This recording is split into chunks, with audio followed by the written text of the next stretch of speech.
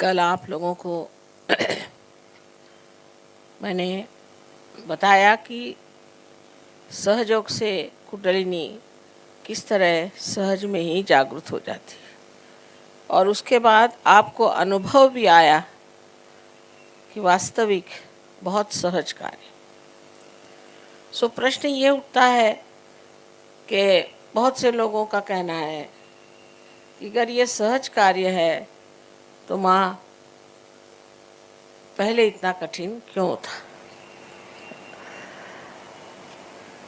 ये कठिन कभी भी नहीं था। शिवाजी महाराज के गुरु रामदास स्वामी, उनसे किसी ने पूछा कि कुंडलिनी जागरण में कितना समय लगता है, तो उन्होंने कहा कि तत्क्षण, उसी क्षण हो जाता है, पर देने वाला भी चाहिए और लेने वाला भी चाहिए। देने वाले तो पहले बहुत होंगे पर लेने वाले कम होंगे। आज लेने वाले हजारों हैं और इसलिए कार्य इतने आसानी से हो रहा है।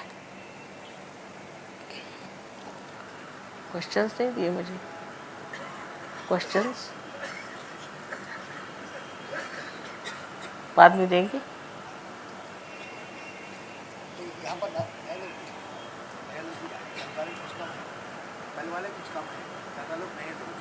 अच्छा,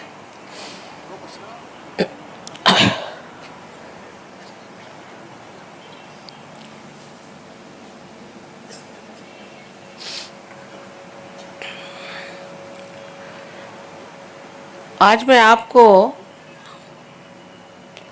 आत्मा के बारे में बताना चाहती हूँ, क्योंकि आत्मा को प्राप्त करो, आत्मा को सिद्ध करो, ऐसा तो सबने बताया, पर उसका निरूपण कहीं हुआ नहीं ठीक से कि क्या आत्मा चीज़ क्या है और उससे हमें क्या क्या प्राप्त होता है। इसके बारे में इतने विशद रूप से किसी ने बताया नहीं। शायद उस ज़माने में इतने लोग नहीं थे। कृष्ण ने एक केवल अर्जुन से ही बात करी।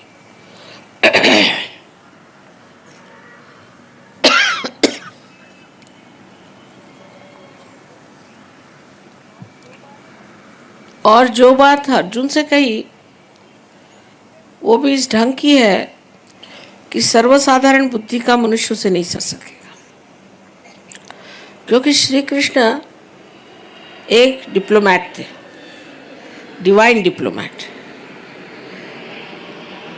वो ये जानते थे कि मनुष्य की खोपड़ी उल्टी बैठी, उसको सीधी बात बताएंगे तो कुछ समझ में नहीं आएगा, तो उल्टी तरफ से बात बताने से उसका दिमाग में बात आ जाएगी। नहीं, हजारों वर्ष पहले की बात है। तो उन्होंने 3 मार्ग बताए। अब वो बिजनेसमैन तो थे नहीं तो पहले सबसे गलत रास्ता बताते।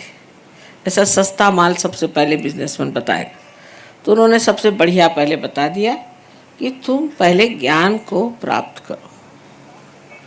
ज्ञान को प्राप्त करने का मतलब नहीं कि आप किताबें पढ़ी। किताबें पढ़ने से कोई ज्ञान प्राप्त नहीं होता है। ज्ञान का मतलब है आपकी मज्जा तत्व पे, आपकी मज्जा संस्था जो है, सेंट्रल नर्वस सिस्टम है, उस पे आपको जानना है। ये ज्ञान है, ज्ञ।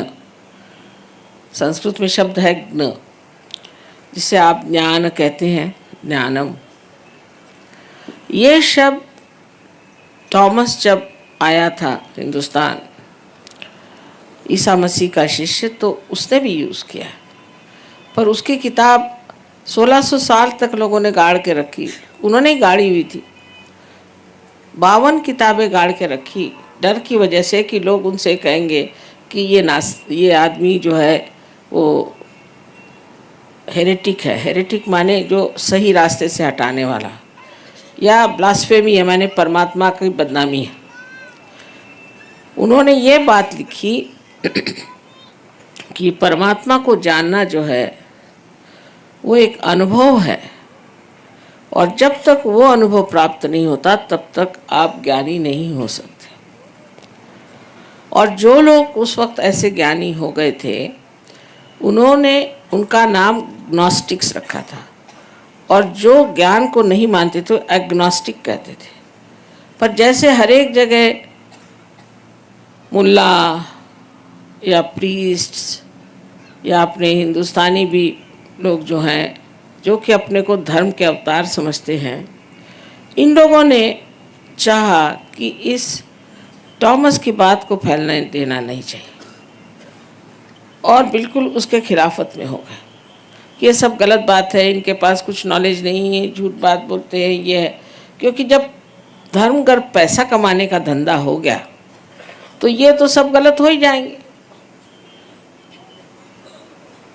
और इस तरह से उन्होंने बता दिया कि ये लोग जो हैं बिल्कुल गलत हैं, और इन लोगों का जो कुछ भी कहना है वो बिल्कुल परमात्मा के विरोध में, इनके पास कोई ज्ञान नहीं।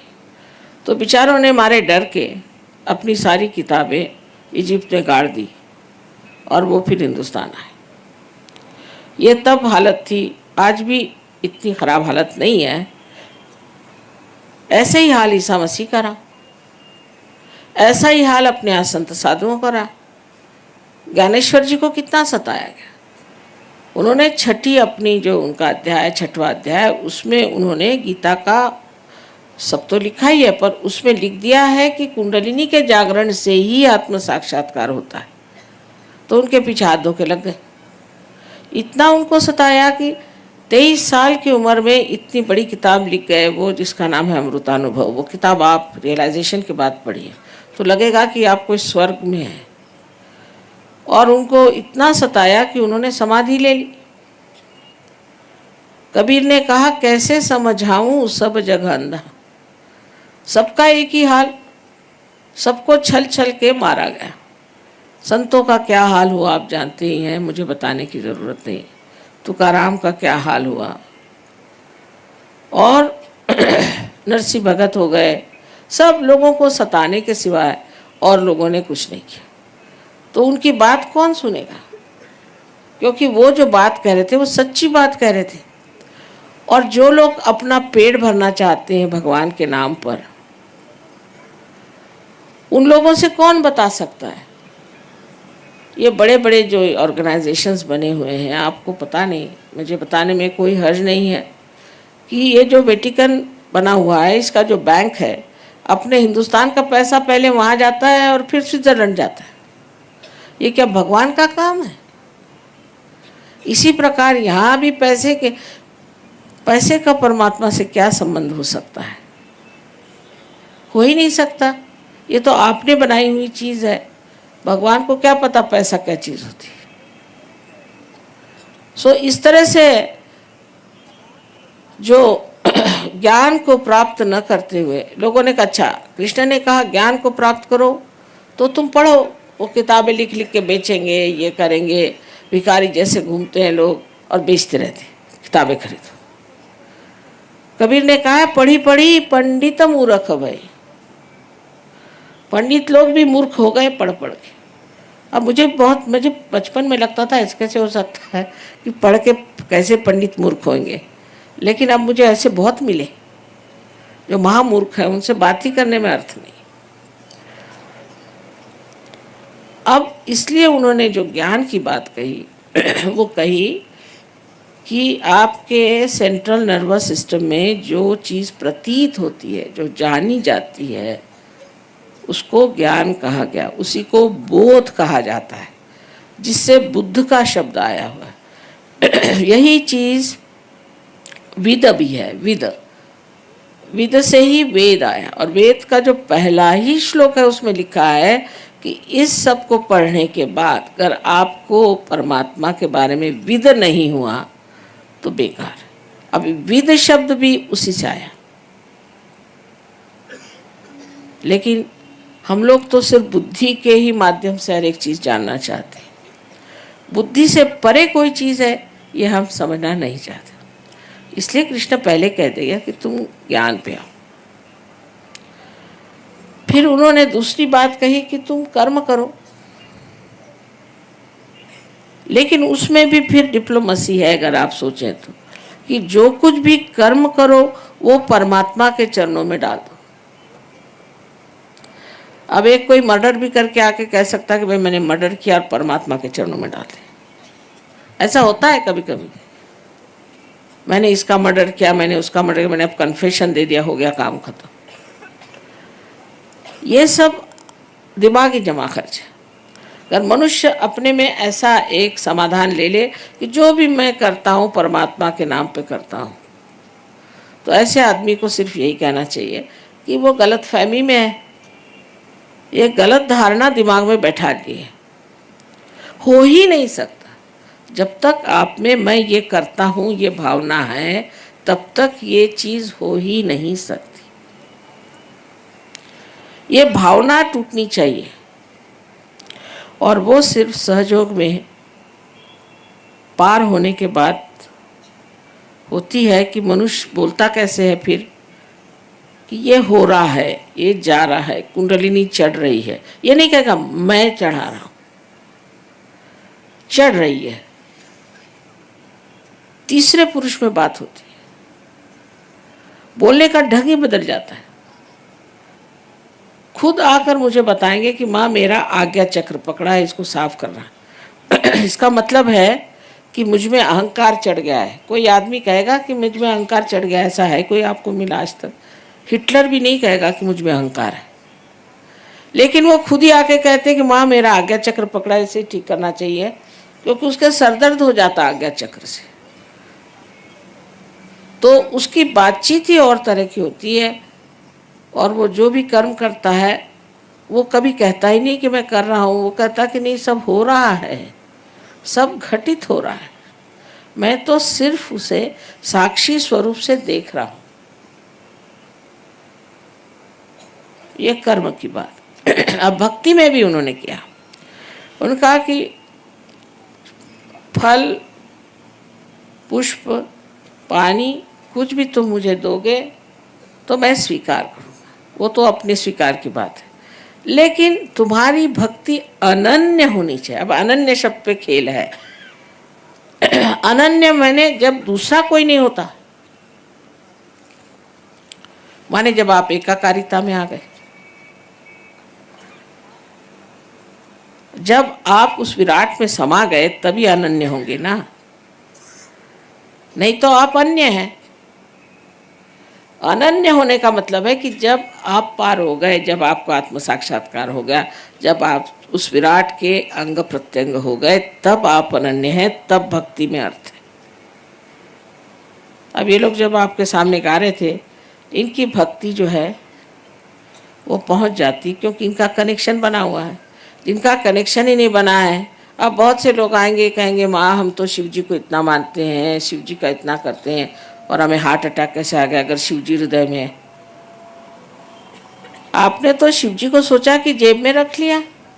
अरे भाई, उनका नाम लेने से पहले आपको किसने परमिशन दी, किसने कहा कि अच्छा उनका नाम लो?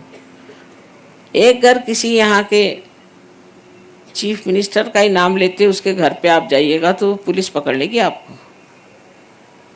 और ये तो महादेव है, इनका नाम तुम ले रहे हो अपना, जैसे कुछ तुम्हारे जेब में बैठे कोई तुम्हारा नौकर ही है। मेरा ये काम कर दे, तू ये काम कर दे, तू मेरा वो काम कर दे। तो ये भक्ति नहीं, अनन्य भक्ति। जब हम उससे योग प्राप्त कर चुके, जब हम उस महान विराट के अंग प्रत्यंग हो गए, तभी भक्ति का अर्थ लगता है, उससे पहले भक्ति का अर्थ नहीं लगता।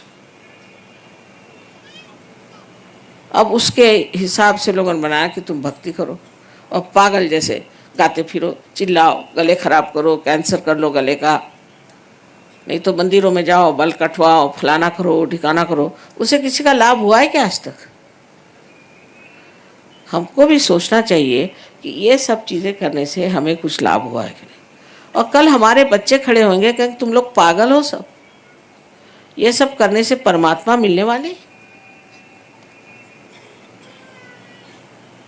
इसलिए पहले सत्य को जान ले, जिससे हमारे बच्चों को भी हम बता सकें कि सत्य ये है। और सत्य स्वरूप आत्मा है।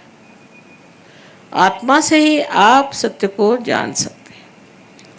जैसे मैंने कहा था कि एकमेव सत्य को जानने के लिए आत्मा का ही प्रकाश होना चाहिए। और आत्मा जब आपके चित्त में आ जाता है तो आपका चित्त इस कदर प्रकाशमय हो जाता है कि उस चित्त से आप जिसके बारे में भी सोचते हैं, एक कटाक्ष से भी आप दूसरों का फायदा कर सकते हैं। ऐसा चित्त होता है कि जहाँ भी आप चित्त डालें, फौरन आप जान जाइएगा कि इस व्यक्ति में क्या दोष है, इस व्यक्ति में क्या दोष है। आजकल आपको मालूम है कि हजारों ऐसे भोंदू गिरी करने वाले निकले हैं। उन्होंने पहन लिए कपड़े और निकल आए, कुछ ऐसा वैसा जंतर मंतर कर दिया, हो गया काम खत्म। और लोग उनके पीछे में पागल। कोई कोई तो जेल से छूट के सीधे काशाय वस्त्र पहन के जर्मनी चले जाते। एक से एक लोग हैं। हम उसी पे पूरी तरह से सोचने लग जाते हैं कि वाह वाह वाह वाह क्या है।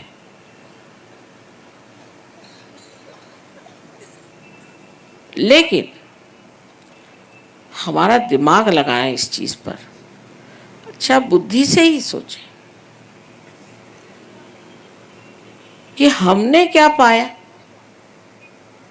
हमको क्या मिला। मैं माँ हूं, मैं पूछूंगी बेटे छोड़ो, तुमने ये गुरु माना है ना, अच्छा ठीक है, तुमको क्या मिला। वही गुरु को चिपके चले जा रहे हो। तुमको क्या मिला, तुमको कौन सी शक्ति मिली।